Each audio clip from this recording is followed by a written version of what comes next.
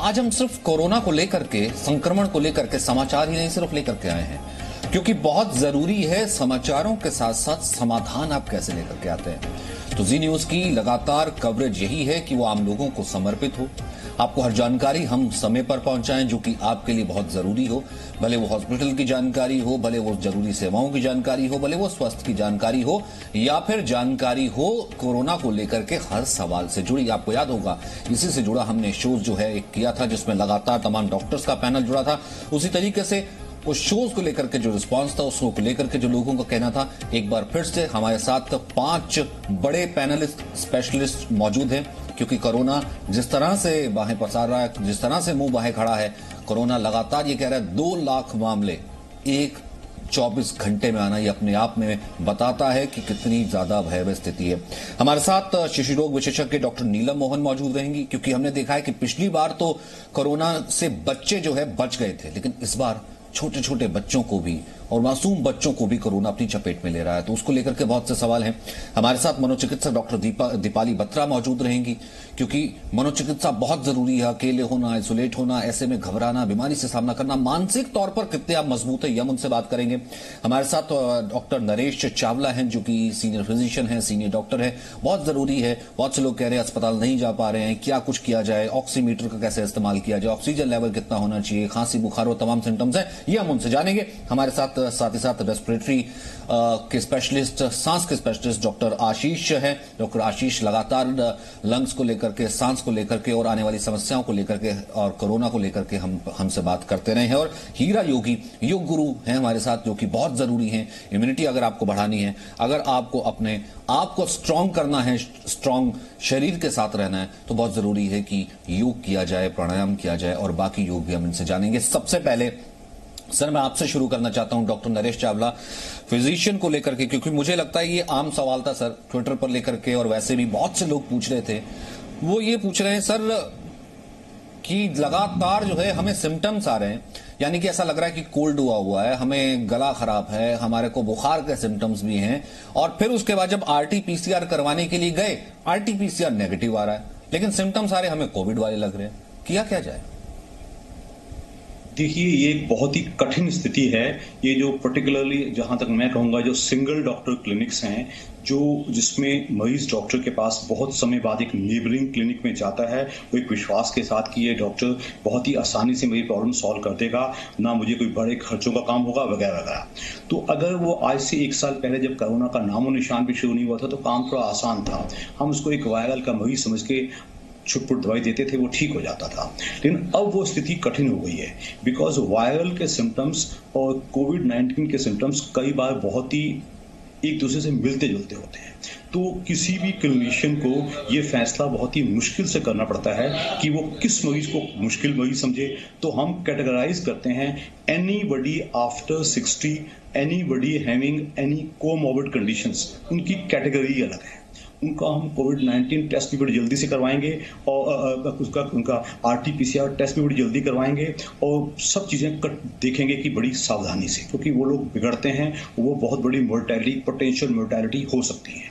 जो दूसरे केसेस हैं जो anything between paediatric age group में है, उनको भी थोड़ा सा सावधानी से होता है, क्योंकि उनको अगर चाहे वायरल है चाहे उनको कोविड-19 है, एटलीस्ट ब्रोंकाइटिस बड़ी आसानी से डेवलप होता है और सांस की घुटन बड़ी जल्दी शुरू हो जाती है। पीपल फ्रॉम 18 to 45 अगर उनको कोई खास दूसरी कोमॉर्बिड कंडीशन नहीं है, तो उनको 1-2 दिन के लिए वॉच किया जा सकता है। लेकिन अगर उनकी कोई कॉन्टैक्ट की कोविड-19 की कॉन्टैक्ट की हिस्ट्री है, कोई ट्रैवल की हिस्ट्री है, और उनके सिम्टम्स बहुत हाई ग्रेड फीवर है, सांस में सांस की घुटन पहले दिन से ही शुरू हो गई है, तो उनको भी खास खाप कटिंग में रखा जाता है। तो ले दे के जिस तरह आज की स्थिति से देखा जाए, तो जब सेकेंड वेव चल रही है और केसेस बढ़ते ही चले जा रहे हैं, तो किसी भी क्लिनिशियन को अपनी शक की नजर को थोड़ा सा सख्ती से देखना पड़ता है, ताकि वो कोई केस मिस ना करे। बिकॉज एक मिस्ड पेशेंट नहीं है, वो एक मिस्ड बॉम्ब है। वो बॉम्ब का मतलब अगर वो थोड़े कम सिम्टम से लेके घूमता रहता है, तो 1 के 10 पेशेंट पैदा कर देगा। तो दैट मींस क्लिनिशियन के शक का दायरा बहुत बड़ा होना चाहिए। जाहिर सी बात है, अगर आपको इस तरीके के कोई लक्षण आए या बीमार हो जाए, जैसा कि डॉक्टर साहब ने कहा कि अपने आप को शक के दायरे में रखिए, ये नहीं कि शक के दायरे में नहीं रखना, अपने आपको शक के दायरे में रखिए। एक आरटीपीसीआर आया तो आप दूसरी गहन जांच भी करवाइए। एक और अहम सवाल जो कि डॉक्टर नीला मोहन मैं आपसे जानना चाहता हूं, आप तो शिशु रोग विशेषज्ञ हैं। पिछले कोरोना ने बचा दिया था, बच्चों तक कम से कम वो नहीं पहुंचा था संक्रमण। इस बार मैम हर दूसरा केस हम देख रहे हैं, तीसरा केस हम देख रहे हैं बच्चों से जुड़ा आ रहा है, बच्चे सुरक्षित नहीं है।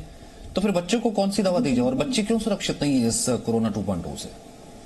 राइट, तो इसके लिए मैं पहली बात ये बताऊंगी कि ह्यूमन रेस सबसे ज्यादा इंटेलिजेंट मानी जाती है, कि सबसे ज्यादा ब्रेन ह्यूमन रेस को है। बट इस बात मैं बताऊंगी कि वायरस हमसे ज्यादा स्मार्ट निकली है, क्योंकि हर प्राणी अपने आप को बचाने की पूरी कोशिश करता है। तो वायरस भी अपने आप को बचाने के लिए म्यूटेट करी ताकि वो और मोर इन्फेक्शन लोगों में जाए, अपने आप को जीवित रख पाए। लेकिन हम जो इंटेलिजेंट हमारी ह्यूमन रेस है, थोड़े नेग्लिजेंट हो गए। हमने अपनी मतलब अलार्म अपना नीचे रख दिया, काफ़ी ज़्यादा केयरलेसनेस बताई गई, जिससे कि ये फिर से अनफॉर्चुनेटली वेव आई है। और ये वेव का दो कारण, एक तो हम सब कह रहे हैं कि ये म्यूटेशन से और ये वायरस बहुत ही स्ट्रॉन्ग तरीके से है। दो चीज जो मैं एक्स्ट्रा देखी हूँ, जैसे आज भी जैसे हम लोग सब ऑनलाइन वीडियो कंसल्ट करते हैं, 30-30 मरीज दिन के वीडियो कंसल्ट देखना पड़ता है, आवाज भी बैठ जाती है because within the mask we have to keep shouting, is that बच्चों में बहुत ज्यादा है as compare to last wave. और सरप्राइजिंगली आंतों से रिलेटेड जीआई प्रॉब्लम, पेट दर्द, लूज मोशन, वॉमिटिंग, इससे भी काफी ज्यादा आ रहे हैं। जरूरी नहीं है कि वो सांस की तकलीफ से आ रहे हैं। तो ये मेरा पहला मैसेज लोगों को रहेगा कि beware, it is there.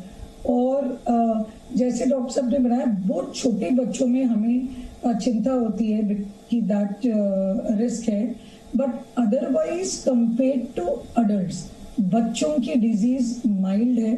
Mostly mild वो इसलिए है कि उनकी हमारे वो एसी इनहिबिटर्स जो हम कहते हैं चेस्ट में वो रिलेटिव कम है, और इनेट इम्यूनिटी जिसमें आपके लिम्फोसाइट्स, बिकॉज बार बार हमें बच्चों में वैक्सीन्स और वायरल इन्फेक्शन होने के कारण उनकी इनेट इम्यूनिटी बेटर हो जाती है और वो लड़ते हैं। और बड़ों में because of diabetes, heart disease and all that उनकी एंडोथेलियल डैमेज होती है, तो वो मोर प्रीडिस्पोज्ड है। सो दैट वे बच्चों में माइल्ड होती है। खाली जिन बच्चों को पहले से कोई डिजीजेस है, क्रॉनिक मतलब liver disease, kidney disease, cancer, malignancies, diabetes, और ध्यान से सुनिए, ओबेसिटी। मैं मोटापे को एक बीमारी समझती हूँ, ओबेसिटी। जिनमें ये प्रॉब्लम्स है उनमें सीवियरिटी ज्यादा रहेगी, और हम आगे बात करेंगे सीवियरिटी का क्या मतलब। ठीक है मैम, आगे जो और बहुत से सवाल आए हुए हैं उसमें यह है कि बच्चों को फिर आगे ट्रीट कैसे किया जाए, बच्चों के लिए तो वैक्सीन है ही नहीं, बहुत से ऐसे सवाल है वो मैं आगे आपसे पूछूंगा। जो हमारे साथ इस वक्त डॉक्टर दीपाली बत्रा है, मनोचिकित्सक, मैं उनका रुख करना चाहूंगा। उनके लिए भी बहुत से सवाल आए हुए हैं, लेकिन मेरे पैनल से एक हाथ जोड़ करके अनुरोध है, एक रिक्वेस्ट है मैम, क्योंकि मैं चाहता हूं कि जितने ज्यादा क्वेश्चन हो सके आम लोगों के, क्योंकि बहुत से क्वेश्चन हैं, लोग परेशान हैं, वो जानना चाहते हैं, उसके उपाय जानना चाहते हैं, उतने ज्यादा मैं ले सकूं, इसलिए हम अपने जवाब अगर हम छोटे रख सकें 1.5 से 2 मिनट के भीतर तो शायद बेहतर होगा। डॉक्टर दीपाली, सवाल यह है कि लोग ये कह रहे हैं कि होम आइसोलेशन कह दिया जाता है, एक दिन में अब तो 2-2 लाख मामले आ रहे हैं, हर आदमी होम आइसोलेशन में चला जाएगा, अकेले रहना है, आइसोलेट कर लेना है, ऐसे में नेगेटिव ख्याल आते हैं, एंग्जाइटी बढ़ जाती है, आदमी वैसे बीमार होता है लेकिन साइकोलॉजिकली और ज्यादा बीमार होने लगता है। उस स्थिति से कैसे निपटा जाए? हमारा थिंकिंग से ही हम फील करते हैं और हमारे फील करने से ही हमारा बिहेवियर होता है। किसी भी चीज को लेकर हम जितना ज्यादा रूमिनेट करेंगे कि ये क्यों हो गया, कैसे हो गया, क्या होगा, जितना हम इन क्वेश्चंस को अपने माइंड में रेज करते हैं उतना आहट बढ़ती है। सो बहुत इंपॉर्टेंट है खुद को बार बार ये रीएश्योर करना कि हम ट्रीटमेंट के प्रोसेस में हैं, हमने आइसोलेट कर रखा है, हम अपने आप को प्रोटेक्ट करके हमने रखा हुआ है, हम सारी सेफ्टी का ध्यान रख रहे हैं, हम अपने डॉक्टर से रेगुलर कंसल्ट कर रहे हैं। Somewhere you have to try to reassure yourself that it's a temporary phase. अगर आपको कोविड हुआ है तो ये टेम्परेरी फेज है, ट्रीटमेंट्स अवेलेबल है, आपको अप टू डेट रहना है in terms of the treatment process. अगर आप घर पर हैं और आप मतलब बिकॉज ऑफ कर्फ्यू या किसी और प्रोसेस की वजह से आप घर में आइसोलेटेड हैं आप लोग, तो आपको कुछ तरीके ढूंढने हैं खुद को बेटर फील करवाने के लिए। आपको वो चीजों में इन्वॉल्व होना है, उन एक्टिविटीज में इन्वॉल्व होना है जो प्लेजरेबल हैं, जो आपको बेटर फील करवाती हैं। सो अगर आप रूम में आइसोलेटेड हैं, अपने साथ हैं, तो आपको कुछ ऐसी एक्टिविटीज का एक लिस्ट बनाना चाहिए जो आपको बेटर महसूस कराती है, जो आपको एक पॉजिटिव इमोशन देती है। तो आपको बातें भी वही सोचनी है जो आपके पॉजिटिव इमोशन को इंक्रीज करती है रेदर देन आपके नेगेटिव इमोशन को। बिल्कुल जाहिर सी बात है। मैं अगला सवाल लेना चाहता हूं क्योंकि मैं जानना चाहूंगा एक सेकंड पे प्रोड्यूसर से कि अगला सवाल किन डॉक्टर साहब के लिए? ठीक है, हमारे साथ डॉक्टर आशीष अग्रवाल है, उनके लिए अगला सवाल आया क्योंकि मैं जानना चाह रहा था, क्योंकि सवाल लगातार आते चले जा रहे हैं। उसमें सवाल ये है हमारा कि कोरोना संक्रमित होते ही ऑक्सीजन में जो लेवल है इससे बार बार एंग्जाइटी बढ़ जाती है, ऑक्सीजन लेवल ऊपर से नीचे हो जाता है। तो ऑक्सीजन लेवल, क्योंकि ये बहुत कॉमन क्वेश्चन है आशीष, डॉक्टर आशीष इससे पहले भी जब आपकी हमारी बात हुई है, कंट्रोल कैसे करें ऑक्सीजन लेवल को? सबसे पहले हमें समझना पड़ेगा जो पल्स ऑक्सीमीटर है उसके अंदर रीडिंग 0 से 100 तक होती है। Anything which is less than 90 and 92 इसे हम लोग कॉम्प्लिकेटेड बोलते हैं, और ऐसे पेशेंट में जिसके अंदर ये सैचुरेशन कम होता है उसको इमीडिएटली ऑक्सीजन की जरूरत, या इसी ऐसे ये ग्रुप है पेशेंट्स का जिसके एडमिशन की जरूरत रहती है। एक इंपॉर्टेंट पॉइंट अब ये है कि हमें जो हमारा क्लिनिकल सस्पिशन है कोविड पेशेंट्स के लिए वो एकदम अटमोस्ट रखना है। कोई भी पेशेंट्स, क्योंकि हमने देखा इसमें न्यूरोलॉजी से लेके पेट से लेके चेस्ट से लेके और माइल्जिया जो पेट दर्द या बॉडी दर्द है उन सब के सभी में ये कोविड पेशेंट पॉजिटिव आ रहा है, यानी क्लिनिकल सस्पिशन बहुत इंपॉर्टेंट है। और इंपॉर्टेंट पॉइंट है कि 30 से 40% जो आरटीपीसीआर की रिपोर्ट है वो भी निगेटिव आ रही है। यानी अगर आपका आरटीपीसीआर निगेटिव भी है और आप क्लिनिकली आप सस्पेक्टेड आपको सारी या आपको ये सब सिम्टम्स है, तो आप अपने को होम आइसोलेट करें और अपने डॉक्टर्स को टेलीकंसल्टेशन करें, और उस दौरान हर डॉक्टर आपको बताएगा कि पल्स ऑक्सीमीटर में आपको सैचुरेशन मेजर करना है। अगर वो आपका सैचुरेशन 92 से ऊपर है तो घबराए मत, अपना होम आइसोलेशन कंटिन्यू रखें। एक इंपॉर्टेंट पॉइंट, आज मेरे पास इतने फोन आए कि सीटी वैल्यू कम है, हम एडमिट हो जाए, हम सीटी स्कैन करा लें, तो मेरा ये कहना है कि जो सीटी वैल्यू आरटीपीसीआर की आती है उससे कॉम्प्लिकेशन पता नहीं चलती, वो सीटी वैल्यू के बहुत से फैलेसीज हो सकती हैं, इसलिए आप सीटी वैल्यू पे मत जाएं। सीटी वैल्यू से कम होने का मतलब कॉम्प्लिकेशन नहीं है, तो सीटी वैल्यू पे आप भाग के अपना सीटी स्कैन ना कराएं। लोग देख रहे हैं, लोग अननेसेसरी सीटी स्कैन कराने जा रहे हैं, अननेसेसरी टेस्टिंग करा रहे हैं, जिससे जो बर्डन है हेल्थ केयर पे और ज्यादा बढ़ गया है, और जो हेल्थ केयर हमारा एक इमिनेंट थ्रेट पे बैठा हुआ है वो कभी भी क्रैश जाहिर सी बात है। सो जब तक दो चीजें हैं ना डॉक्टर आशीष, है तो आपने भी कहा था, एक तो ये कि सिम्टम्स आए तो आप अपने आप को शक के दायरे में जरूर रखिए, टेस्ट जरूर करिए। एक तो ये होता है कि आप पैनिक में चले जा रहे हैं, आप ठीक है फिर भी चले जा रहे हैं, उससे तो सिस्टम पे बोझ बढ़ ही रहा है ना, ये सबसे ज्यादा इंपॉर्टेंट हो जाता है डॉक्टर। और उसके बाद मैं हीरा योगी का रुख करना चाहता हूं जो कि योग गुरु हमारे साथ है। हीरा योगी जी, लोग ये कह रहे हैं कि होम आइसोलेशन में है, सर्दी है, खांसी है, बुखार है, बदन दर्द है, कोरोना रिपोर्ट नहीं आई है, लेकिन क्या योग के जरिए अपनी इम्यूनिटी बढ़ा सकते हैं? कुछ ऐसे एक्सरसाइजेज जो सुबह से शुरू करें या दोपहर को कर लिया करें? सर पहली बात तो मैं बताऊंगा, कोविड आ गया है, कोई बात नहीं, अभी देखो मौसम भी चेंज हुआ है, ठंडी से हम गर्मी में आए हैं, इसके रीजन से भी ना बॉडी में टेम्परेचर चेंज होता है। तो आधे लोगों को तो नॉर्मल वेदर चेंज होता है तो वो सोचते हैं कोरोना हो गया। बुखार पहले भी होता था, खांसी पहले भी होती थी, लेकिन मैं जब लोग घर पे रहते तो इनको एंजाइटी बहुत बढ़ रही है।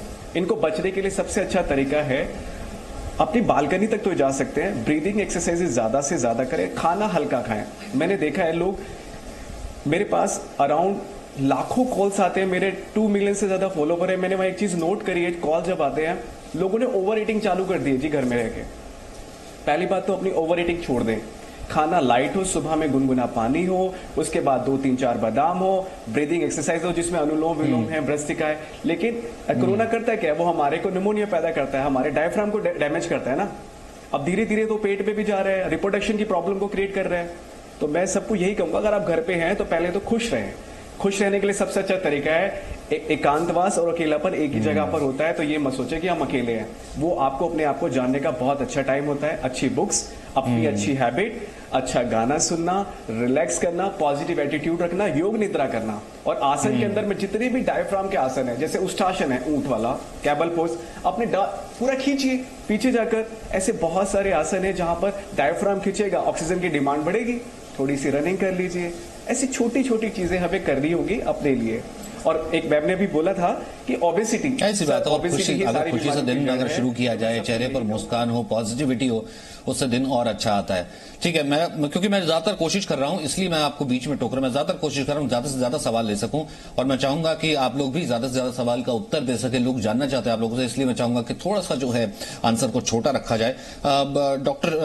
डॉक्टर नरेश चावला, एक बार फिर से मैं आपके पास आना चाहूंगा। ये सवाल बहुत से लोगों ने पूछा, ट्विटर पर भी ये सवाल पूछे, वो ये है कि सांस फूलती रहती है, ऐसा लग रहा है कि हमें सिम्टम्स हैं, लगातार सांस फूलती रहती है, ऑक्सीमीटर लगाओ तो नॉर्मल आता है सब कुछ, ये क्या सिम्टम है?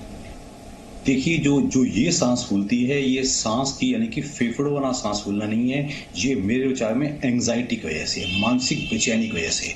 जब भी आपको ऐसा लगे मेरा सांस फूलता है, तो आप नंबर 1 अपना सांस 15 सेकंड के लिए रोक के देखिएगा। अगर इतना सेकंड आप रोक सकते हैं तो आपको सांस नहीं फूल रहा।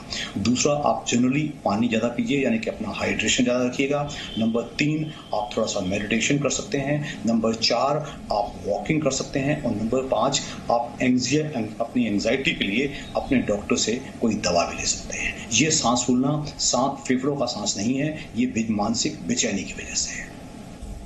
जाहिर सी बात है। डॉक्टर दीपाली बत्रा, अगला सवाल एक आपसे आया हुआ है कि कोरोना में जितनी शारीरिक थकन होती है उतनी मानसिक थकन भी होती है। घबराहट, अकेलापन, सीने में दर्द, कमर में दर्द, बहुत बार ऐसा लगता है कि जैसे इन दर्द से कभी इलाज होगा ही नहीं।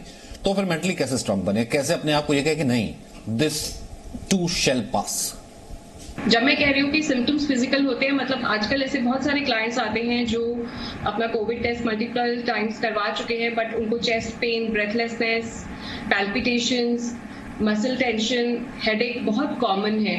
और ये फिजिकल सिम्टम्स हैं एंजाइटी के, जिसमें आप जब एक्सेसिव थिंकिंग करते हैं, आपका एक हाइपर अलर्ट स्टेट हो जाता है। आप अपनी बॉडी में सिम्टम्स ढूंढने लगते हैं कि मुझे चेस्ट पेन तो नहीं हो रहा, मेरा हार्ट सिंक तो नहीं कर रहा, मुझे घबराहट तो नहीं हो रही।